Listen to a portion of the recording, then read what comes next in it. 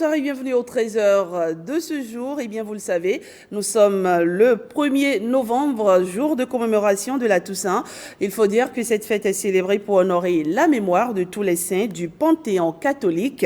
Et à l'instar des autres pays du monde, les chrétiens catholiques du Bénin se prononcent. Ils relèvent ici l'importance de cette fête. Ils sont au micro de Ismène Ronsinon et Marie-Louise Perrin. La fête de la Toussaint est par définition la fête de tous les saints connus ou inconnus.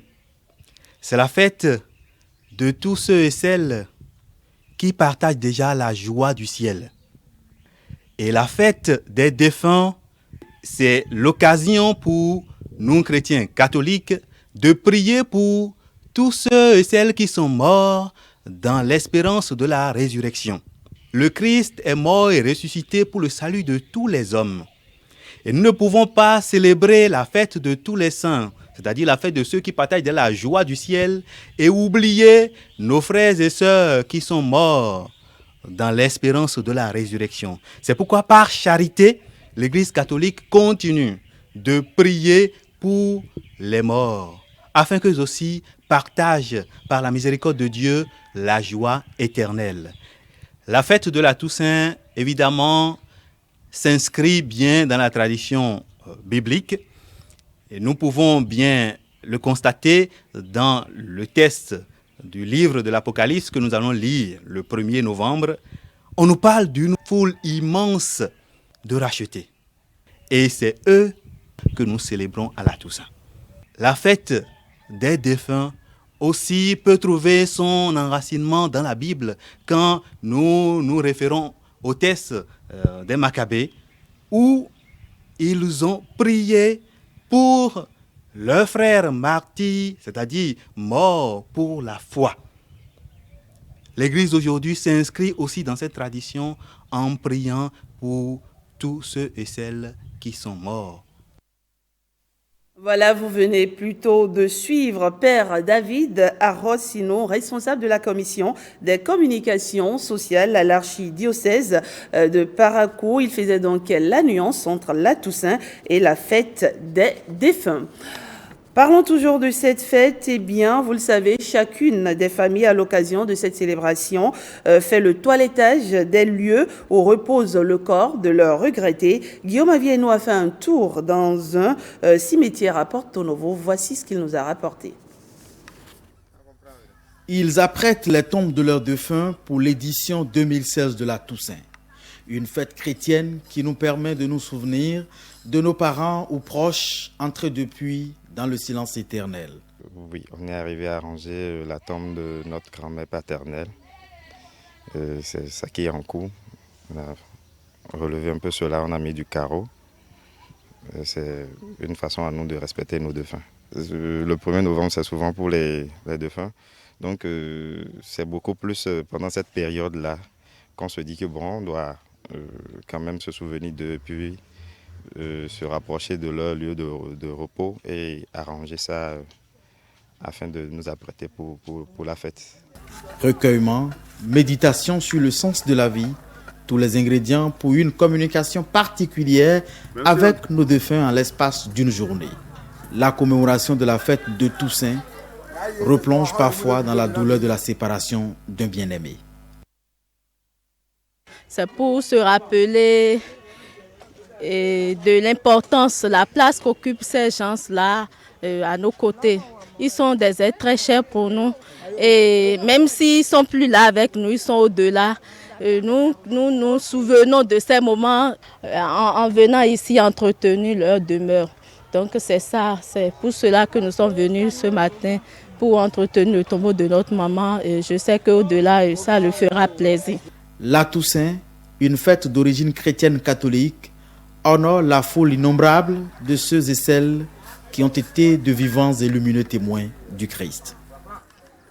Et on revient dans ce 13h sur cette affaire de stupéfiants au port de Cotonou. Le procureur de la République est monté au créneau dans l'après-midi de ce lundi. Devant la presse, Badirou Lawani est revenu sur les détails de cette affaire en 4 points principaux.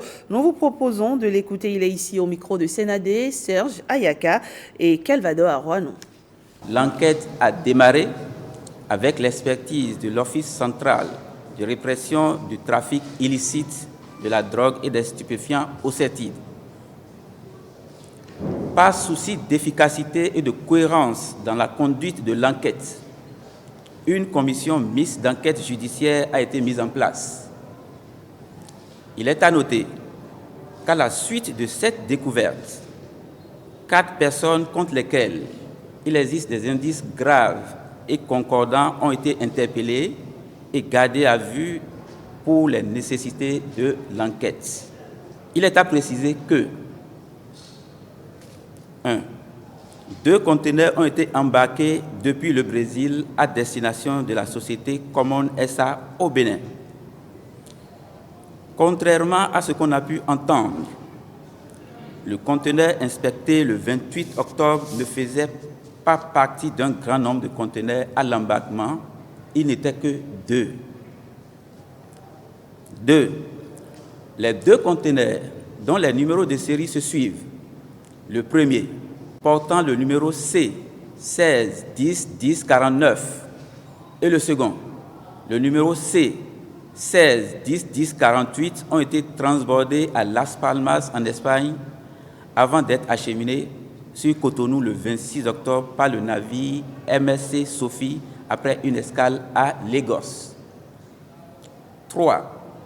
24 heures avant l'arrivée du navire à Cotonou, soit le 25 octobre, la société Common SA, destinataire des 2 conteneurs, a déposé auprès des services de douane des déclarations sommaires devant lui permettre, par le biais d'une procédure spéciale, de procéder à l'enlèvement immédiat des 10 conteneurs dès leur débarquement du navire et à leur acheminement direct sur le terminal à conteneurs de la société Socotrac Sal Sisa Djefa Semekoji.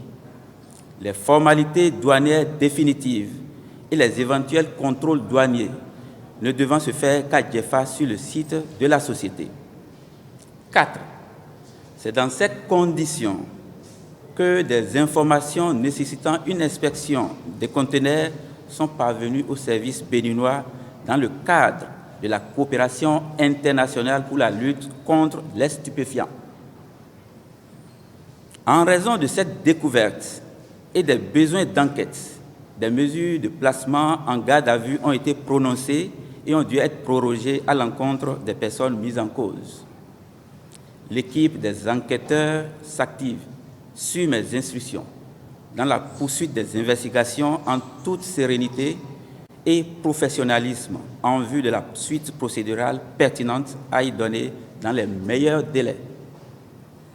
En raison de ce que seul le parquet a en l'état pouvoir de s'exprimer sur les affaires dont est saisie la justice, je me ferai le devoir, pour autant que ce sera nécessaire, au droit du citoyen à être informé et en conformité avec la législation en vigueur, de vous faire part en temps opportun des suites de la procédure. Et pour les avocats de la défense, cette déclaration du procureur de la République comporterait des contre-vérités. Ils ont animé une conférence de presse aussi dans la soirée après la déclaration du procureur. Écoutez-les au micro de Blaise Adanko. Le procureur de la République a déclaré, je cite, « Contrairement à ce qu'on a pu entendre, les 2 conteneurs en cause ne faisaient pas partie d'un grand nombre de conteneurs à l'embarquement. » Fin de citation. Cette déclaration n'est pas exacte. Ce sont plutôt 16 conteneurs, dont les 2 évoqués, qui ont été débarqués au port de Cotonou le 26 octobre 2016. Le procureur a déclaré, je cite, 24 heures avant l'arrivée des 2 conteneurs, la société Common SA a déposé une déclaration sommaire afin de procéder par le biais d'une procédure spéciale à l'enlèvement immédiat des 10 conteneurs. Fin de citation.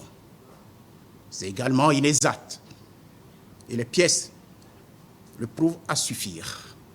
Des 16 conteneurs débarqués, 14 ont été transférés sous douane dans la nuit du 27 au 28 octobre 2016 en raison de ce que les connaissements originaux relatifs à ces conteneurs étaient disponibles. Il convient de préciser à l'attention de l'opinion publique que sur les 2 conteneurs en cause, un a été retiré de la garde du manutentionnaire et déposé à la brigade maritime à l'insu de la société Common. Il s'agit précisément du conteneur dont les scellés d'origine ont été violés et remplacés et dans lequel les produits incriminés ont été découverts. Le plomb de substitution apposé est un plomb qui n'est plus utilisé dans le transport maritime depuis plus de 7 ans. Depuis plus de 7 ans.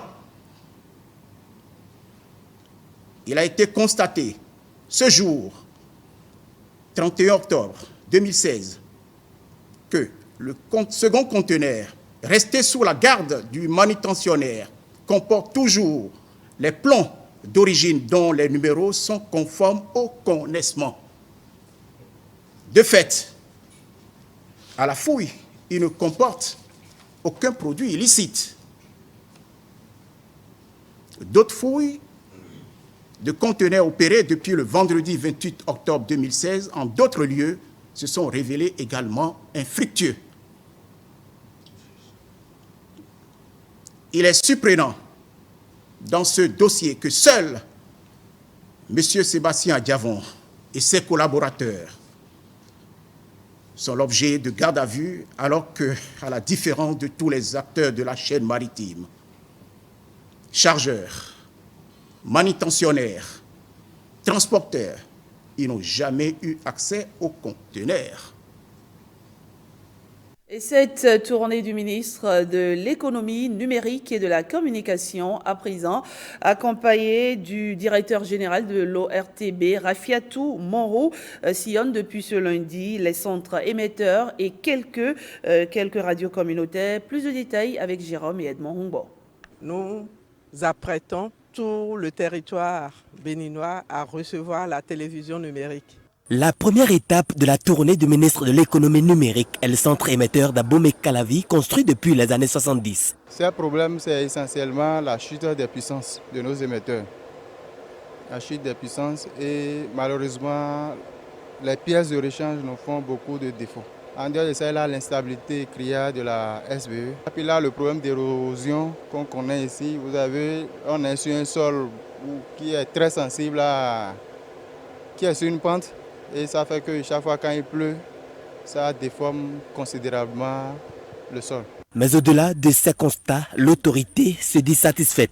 J'ai constaté que nous avons sur place une équipe très engagée, technique au point, mais j'ai aussi noté que nous avons quelques problèmes d'équipement.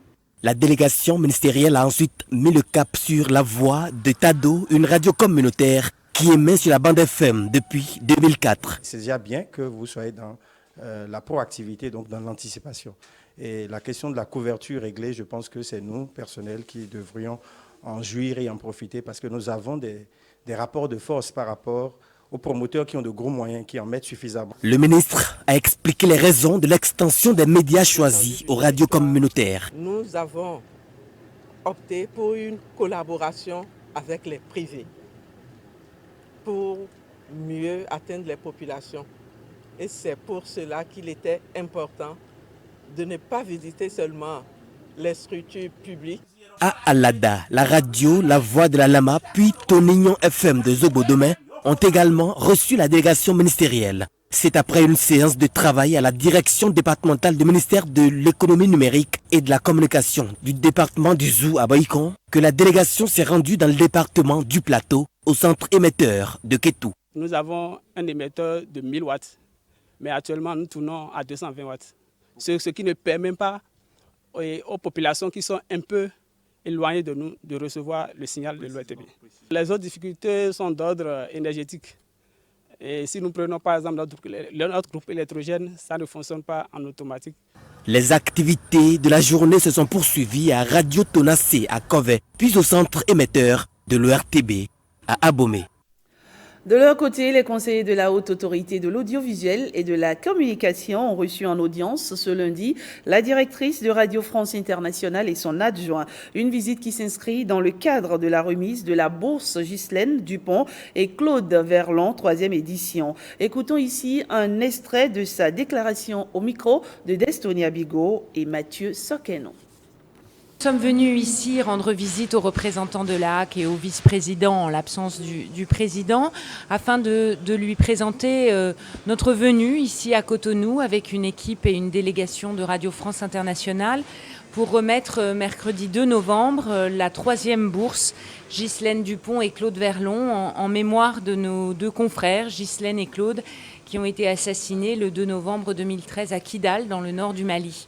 Cette bourse est destinée à transmettre à une jeune génération de journalistes et de techniciens béninois cette année les valeurs, la passion, l'envie de faire ce métier de journaliste à son plus haut niveau, comme le faisaient Ghislaine et Claude. Et cette bourse existe maintenant depuis 2014, où nous avons remis la première au Mali, en 2015 à Madagascar et cette année au Bénin, pour de jeunes journalistes et de jeunes techniciens béninois qui ont eu 15 jours, 2 semaines de formation journalistes et techniciens par l'Académie France Média Monde, ici à Cotonou, et pourront venir en France pendant un mois, au mois de février, afin d'avoir une formation dans notre rédaction à RFI, mais également avec nos partenaires, l'École de journalisme de Sciences Po et l'Institut national de l'audiovisuel pour les techniciens.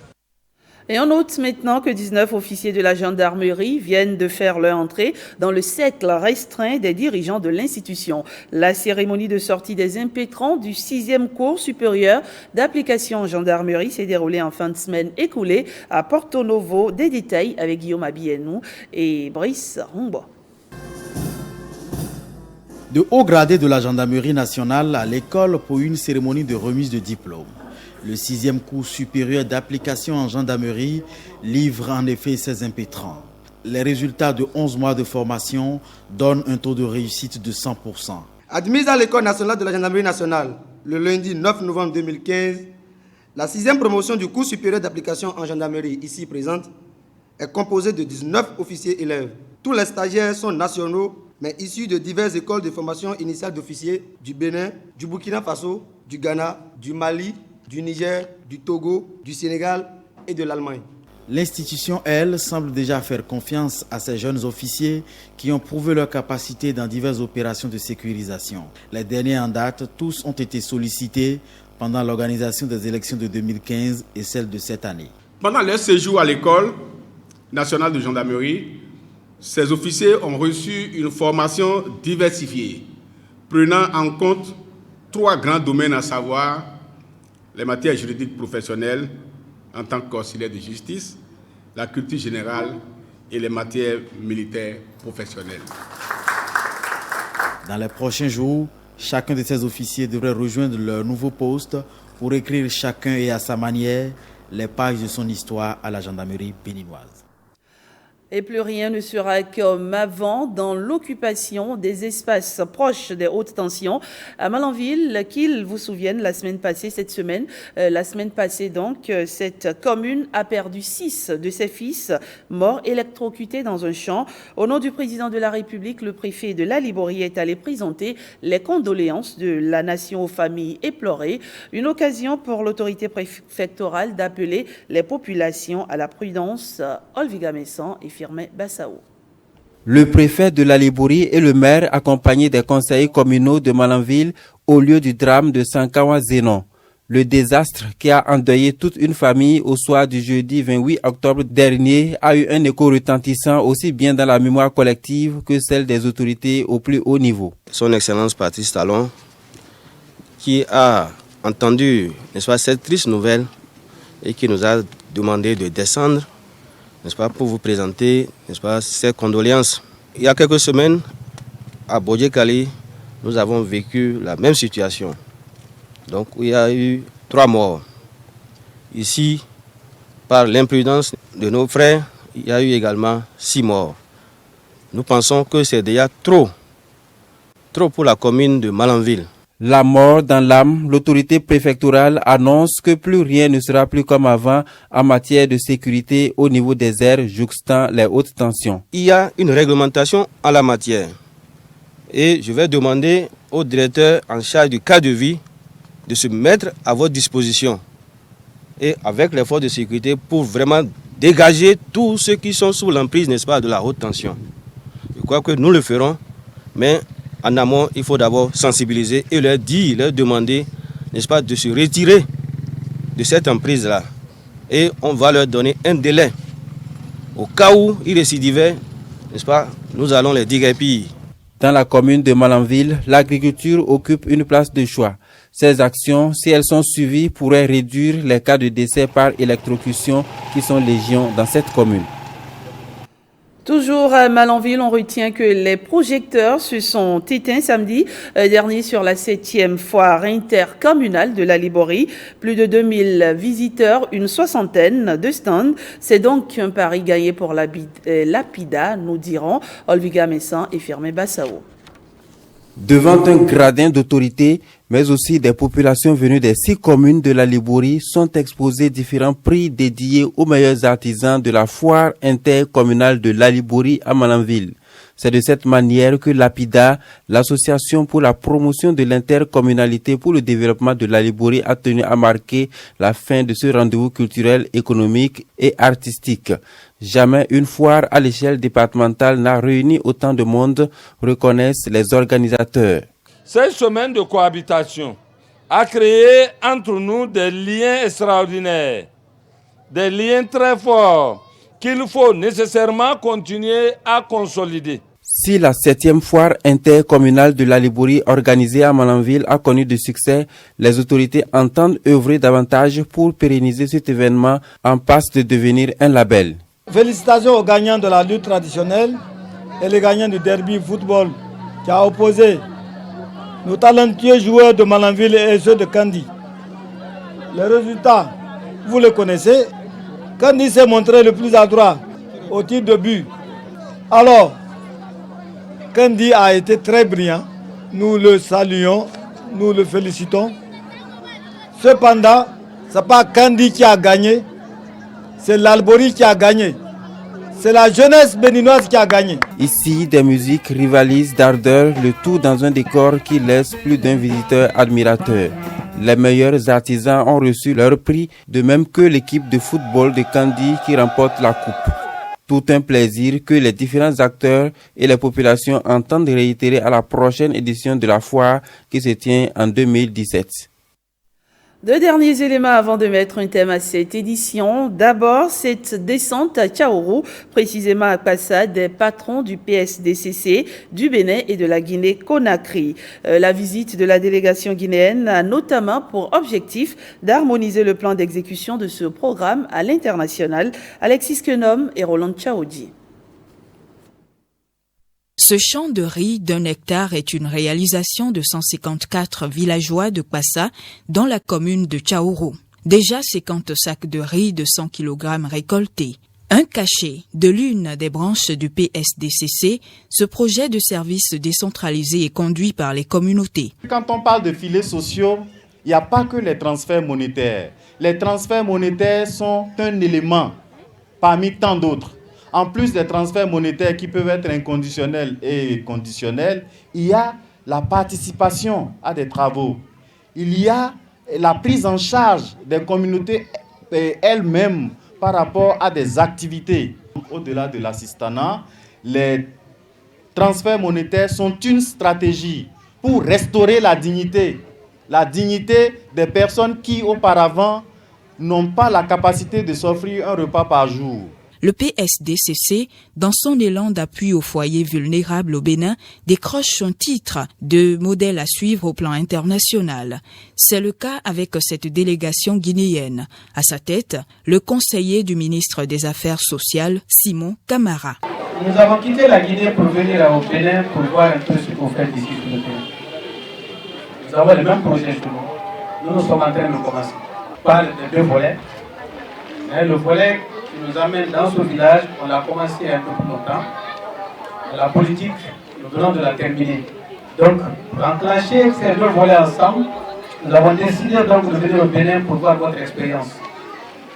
Comment vous avez réussi et comment vous faites? En dehors du domaine agricole, ce projet intervient dans les domaines de l'éducation, de l'eau et de la santé. De quoi soulager les bénéficiaires. Acteurs et bénéficiaires ne souhaitent qu'une seule chose, la pérennisation de ce plan communautaire à l'échelle nationale et internationale.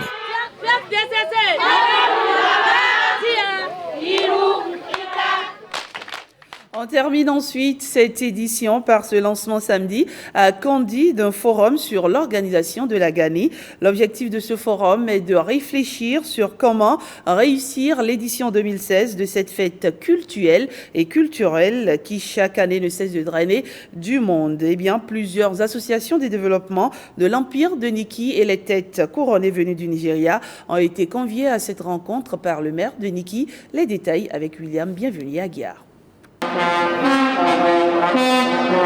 C'est une rencontre en prélude à la célébration de la Gani. L'objectif ici est de jeter les bases d'une organisation mieux réussie que les précédentes au vu des expériences acquises. La 3e mandature du conseil communal a constaté après sa toute première organisation de la Gani certaines insuffisances et à ce titre s'est posé certaines interrogations, à savoir comment se fait-il que la Gani est confrontée au problème de financement alors qu'elle est un événement important, unique en son genre au Bénin et dans la sous-région en termes de mobilisation sociale. Pourquoi l'organisation de la Gani, malgré son appartenance à plusieurs communes, son envergure internationale est devenue la fête de Niki alors que nous nous trouvons dans un contexte de décentralisation et d'intercommunalité? C'est dire qu'un forum sur l'organisation de la Gani de Niki ne peut qu'être bienvenu. Après certains déboires vécus à travers plusieurs éditions passées. Ce forum nous donne donc l'occasion de revoir nos copies, puisque plusieurs détenteurs du savoir, plusieurs connaisseurs de cette culture vivent encore et ont été interrogés par plusieurs chercheurs et cultuels qui ont transcrit l'histoire des peuples. Tout en saluant l'initiative du conseil communal de Niki, le préfet du département de Borgou appelle les participants à véritablement travailler pour un meilleur rayonnement de cette fête identitaire. Au regard du profil de la qualité des participants ici réunis, je puis affirmer, sans risque de me tromper, que les objectifs du forum seront atteints. Pour qu'il en soit ainsi, il va falloir, mesdames et messieurs, que vous fassiez preuve d'objectivité dans vos réflexions en vue de faire des propositions concrètes dont la mise en œuvre permettra le rayonnement de notre identité culturelle et faire de la Gani un puissant instrument de développement. À cette rencontre, en prélude à la Gani 2016, il faut noter la présence de plusieurs représentants des rois et chefs traditionnels de l'ère culturelle Batonumbo du Nigeria. Fini pour ce 13h. Merci de l'avoir suivi. Excellent après-midi à tous.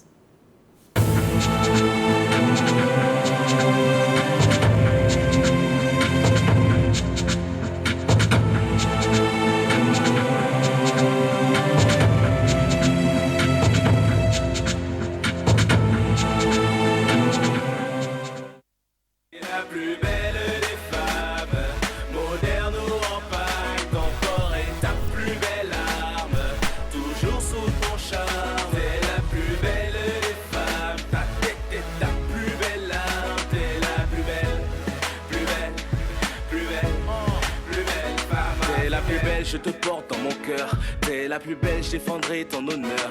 T'es ma mère, t'es ma femme, t'es ma sœur. Avant tout, t'es une femme africaine. J'ai ton courage, ta poigne et ta force. Derrière chaque homme, y a toujours une bosse. Indépendante mais traditionnelle. En Bumba, tu restes la plus belle. Même quand je t'ai trompé, tu restais là. Quand je t'ai trompé, tu restais là. Même malade, tu es resté.